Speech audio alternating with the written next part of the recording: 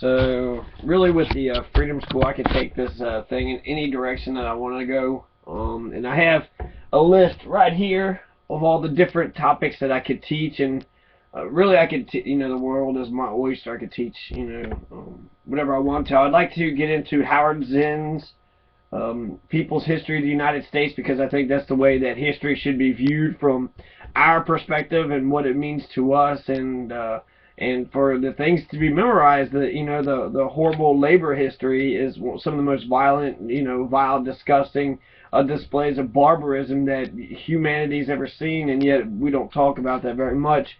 And all they wanted was the end to child labor, an 8-hour workday, having weekends off, just few basic things. And so we see how the rich, waspy industrialist, banker type, sort of the higher echelon people, how they had governed and how they were just mad just about the thought of the idea of working class people gathering together and standing in solidarity.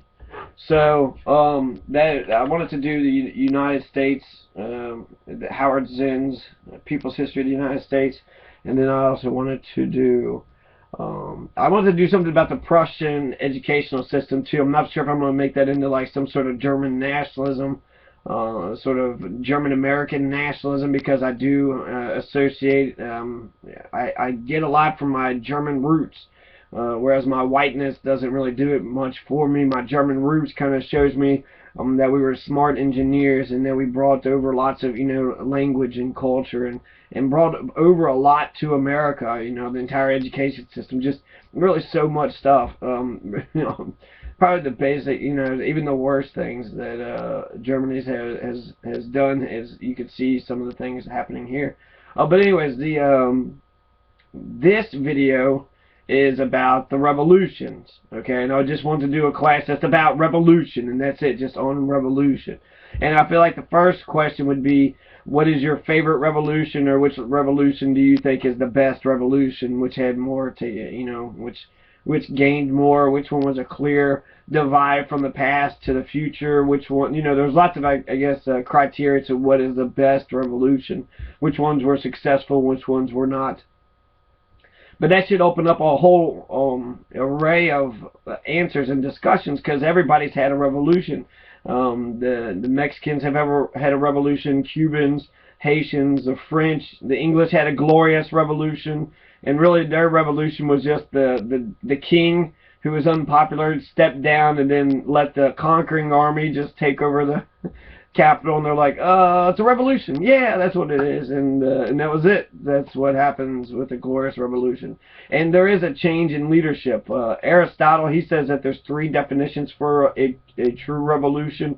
Number 1 is a coup d'etat, so that's a violent revolution, right? That's just where there's bloodshed and murder and whatever it takes, really. And we've seen coup d'etats happen in Latin America all the time. It makes for an unstable government. It's not legitimate power, but it's not people power. It's basically whenever somebody just gets a hair up their butt, and who cares, what their political aspirations or who they actually are, or whether they deserve, whether they put themselves in that sort of position. Sirhan, who is he? Who got Garfield? Who got McKinley? Who are these people? Were they that great? Should they have actually be in the history books as, should their names be in the history book as these great men? No. And also, when a government is established by a coup d'etat, then you're justified. You're not legitimate. Anybody could overthrow you by the exact same means of which you took power. So really, the only way is through a democratic government, through a representative, sort of the people vote and say yes, you can be king. That's the only way. And so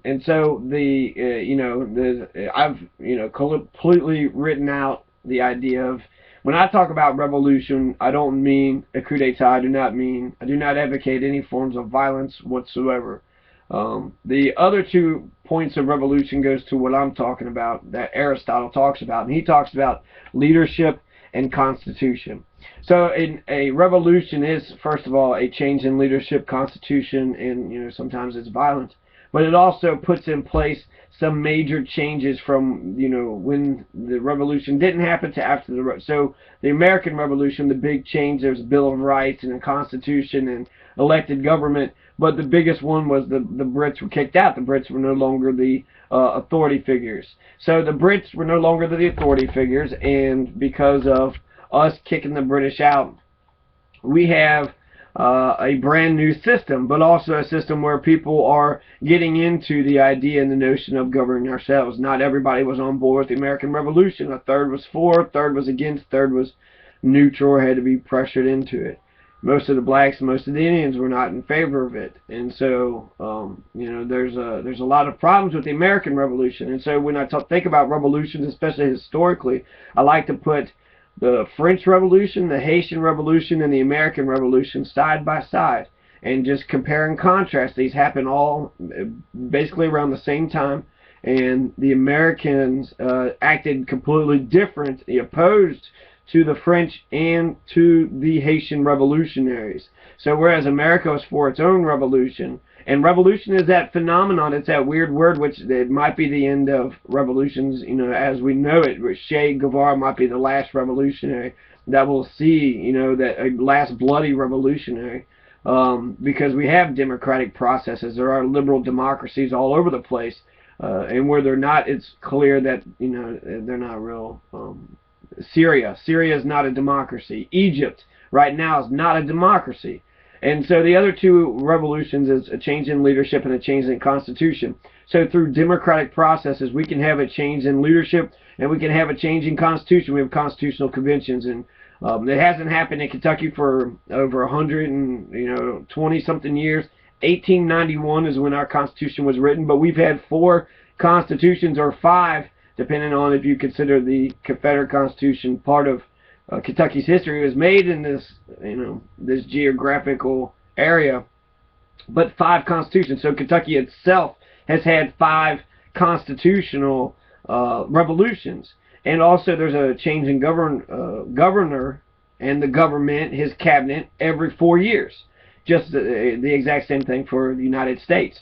And so when we get a change in leadership, everything that they bring in, they might continue some of the old policies or they might not. To have a nice smooth transition, you kind of want to sort of keep a lot of the similar things and have like slow incremental change, but that's not always necessary. You can come in and just say, everybody's fired, and completely rehire your own people, and then it's your own philosophy based upon the way you look at government, and then whether or not you can get the machine to work. So the change in leadership is a revolution, and a change in constitution is a revolution. There's also the change in revolution, sort of the way we think about things. I believe that when I look at a lot of people, I see a lot of folks who are oppressors and who are the oppressed, but I don't see people that's in the middle. We're not actually learning how to live with one another and be and care, for one another. Instead, it's just hierarchy and listening to those who are coercive and dominating, instead of actually being ourselves and enjoying each other being ourselves, right? So that's a sort of a revolutionary, a revolution of spirit and of relationships. I think once we start being equal in our relationships, we'll start to see that democracy makes sense for a form of government. We'll also see that really any type of consensus-based decision for a community, for a family, for a corporation, for a school, for any group of people out there, consensus-based decisions make for greater cohesion, greater solidarity, greater understanding, and more people are more invested in it if they agreed with the decision beforehand. So that's a little bit about revolutions. The revolution class that I want to have is sort of comparing, contrasting all the revolutions throughout history. I want to actually have a focus on 4 things. If I was to ever, my dream campaign to run for governor of Kentucky, I would love to legalize marijuana. I would love to nationalize coal. I would love to institute land reform and have a graduated income. And so the 4th one I just added to it. I really like the first 3. Basically, it's free the coal, free the land, and free the weed. That's my political, my holy political trinity. Free the land, free the coal, and free the weed. So I want to have those focuses, because if I do get that chance, then I need to look at other examples throughout the world that has successfully implemented these programs. Some people, the Cuban Revolution is used for lots of socialists on saying, hey, it's possible to create our own society, but they fail to point out that there's lots of poverty and there's a lot of problems with the Cuban society. And so since they aren't covering their poverty problems, then it seems like their type of socialism is just as bad as our capitalism. There's homeless people all over the place, lots of poor people, and nobody that really gives a crap.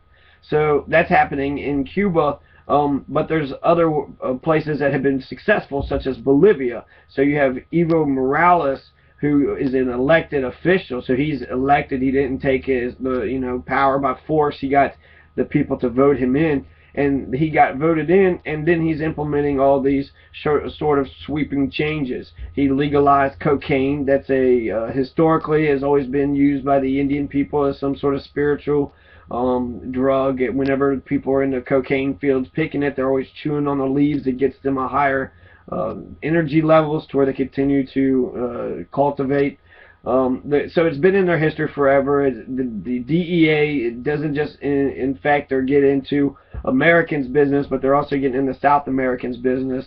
It's one of the biggest reasons on how we give U.S. aid out. If you will allow us to intervene into your country for the war on drugs, we'll give you money. And so the Evo Morales has been shaken up. I think they've kicked out the embassy. They said that McDonald's couldn't even survive in Bolivia because Bolivians have a higher etiquette when it comes to a deeper palate when it comes to food. And so McDonald's was just crap to them. They just wasn't going to eat crap, this processed crap. And so they were used to eating fruits and vegetables and whole natural fruits. And so they were, that was better for them. There's the U.S. Embassy. There's been issues with the embassy and DEA and other issues with Bolivia. For an independent small country that I'm not sure how big, if they have a military whatsoever, they've been basically giving the middle finger to America, whereas in the last 50 years, anybody that did anything in the Western Hemisphere was met with violent, resistance by America, with Ronald Reagan, the Contras in Nicaragua, El Salvador, Chile. In 73, Kissinger, we had assassinated a socialist leader who was elected. And so Hugo Chavez was also talking about being assassinated or being targeted for assassination. And so, the CIA was in on that. And so it shows we're in Honduras. We were through Honduras. That was Americans were involved in that. And so, there's turmoil, and then America tries to jump into turmoil and then sort of swayed in our interest in our direction. But a lot of times we go with the enemy that we know and have been dealing with, in the enemy we don't know. And so if it's revolutionaries versus a corrupt dictator who we know, then they'll choose the dictator instead of the revolutionary. And so actually that also, throughout the world, communism versus capitalism and all these revolutions that have been happening, communists are the heroes, the saviors. They are going to kill the capitalist pigs. Capitalism has not done a good job with PR in terms of being revolutionary. So America had a revolution in 1776, and Thomas Jefferson called for one every 20 years. He says that actually every nation needs to, something about drenched in the blood of patriots and tyrants. So the tree of liberty needs to be refreshed with the fertilizer of the blood of tyrants and patriots. So he was calling for bloody, revolution. He was calling for the coup d'etat. This is Thomas Jefferson, who was part of the bloody coup d'etat, which actually took 7 years or so. 74 is when Massachusetts kicked all the Brits out of Massachusetts. So 74 would be the sort of the beginning date, but 76 is when we signed the Declaration of Independence, and then the war was fought until 81.